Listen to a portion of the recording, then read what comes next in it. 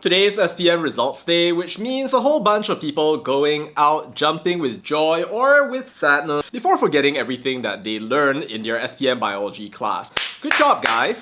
But actually, congratulations or condolences, whichever applies. But as we know, not a single day passes in Malaysia without some form of drama involving our beloved education ministry itself, which, like everyone else, seems to have a problem with the Jalur Gemilang. You have not one, not two, but three big daddies coming out there with problems with Sinchu Kwongwa and now the education ministry. And all in the course of 1 week. In the 2024 SPM Results Analysis Sheet, the Education Ministry published a single AI photo which basically shows a flag with not one, but two stars. Now we have these mysterious additional states. And so an important question arises. For the sin of taking the moon out of the flag, a lot of people have been asking Sin Chu and everybody else to resign, including this dude, our previous education minister, whom, by the way, I also met last week. Now, those same people have to kind of ask themselves, do you want the education ministry to resign? Congratulations, Fadlina, on the 8 A's for your daughter's SPM, but we might as well not have an education ministry. No need for SPM, it's time to throw it all away. The same education ministry that just made this mistake was the same education ministry that was going around telling every single person that you need to put a flag on your shirt because apparently it's going to help you improve your love for Malaysia. As if somehow or another, putting a little badge on you is going to somehow make you love the place where you were born or think of it any better when there are so many other and better things that you could do in order to make people actually love this country. But jokes aside, why is all of this happening all at once? I think that the answer is kind of obvious. AI technology is terrible if you're trying to deal with anything intricate like flags where you cannot miss a single buchu out of the 14, or you either remove a state or you add a state, which unfortunately is the rule rather than the exception, regardless of what AI you use. Now, a lot of people are thinking that this is a crisis.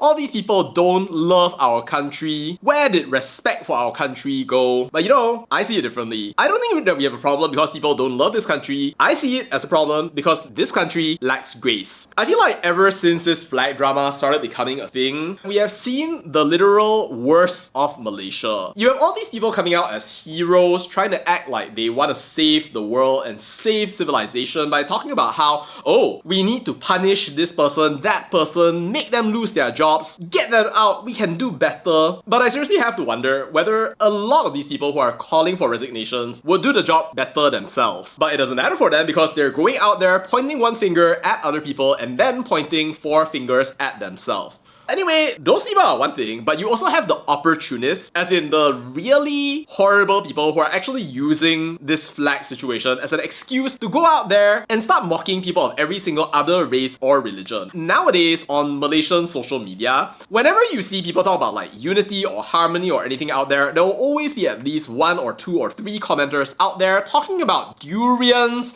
and illegal temples, and then now the flag issue. Always try to make it a race issue, even if it has nothing to do with race. The worst thing is, our unity ministry and our home ministry does nothing about these people who are just casually going out there yapping, possibly because those same people are the people who are talking about how the laws and the rules hanya pakai dekat orang Melayu saja. So the result? You have a whole bunch of people literally using these issues, pretending to be patriotic, while at the same time using them in order to pursue their racist agenda. Congratulations, Malaysia.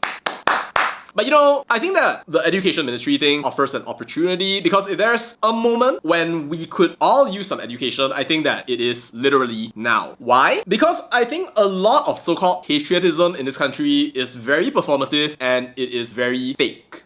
That's right, I said it. To start off, have you ever wondered whether maybe instead of making super fake and sickening statements like this, it would be a good thing to make sure that people in this country actually love one another. Like, for all your telling off other people or criticizing other people, when was the last time you actually tried to act in such a way that you could bring a smile to the face of somebody else of another race? When was the last time you talked to somebody else in another language? When was the last time you had a choice to use a stereotype or not to use a stereotype, and then you decided to be kind instead of biting? Assuming that every every single person out there is a devil and that you yourself are so perfect. And I don't mean love one another in the sense of making dumb excuses for why you cannot interact with people, like how, oh, it's because they are vernacular schools, oh, it's because they're not speaking in Malay, or oh, it's because diorang tak bergaul antara satu sama lain. Come on, like you all know that this is bullshit. If you're saying that literally the only reason that people cannot achieve national harmony is because children are not interacting with one another, then you really have to ask yourself, right? Then what are you personally doing? Why are you trying to hand over your responsibility to children who are not you? Are you saying that you do not have the choice to make friends with people of other races just because you're no longer in school? And second of all, why are you not taking responsibility for your own actions? Like, if we look, for example, at the whole flag situation, bad for a national newspaper to share a fake flag with no religion of the Federation with its million-plus audience, true. Bad for an education ministry to share a flag with extra star to the entire country, true. But what are you doing? You know, the late John F. Kennedy once said, ask not what your country can do for you, but rather ask what you can do for your country. And I just have to ask, right? Like, what are all these people who are complaining day in and day out about what other people are doing? If you are so perfect, then why is it that you are going out there and then yapping all the way and you're not improving the situation, but instead worsening it? That's not how you individually contribute towards making the country a better place. That's how you end up making the world hell for everybody else. I'm not saying that the people who put in the flag in the wrong way or didn't proofread are not wrong, but I am saying though, we can do a lot better than just criticizing other people. It's like the same logic of how even if every single person in a school is dumb, it doesn't mean that you will end up automatically being dumb when you can be the single smart person who raises the reputation of the entire school.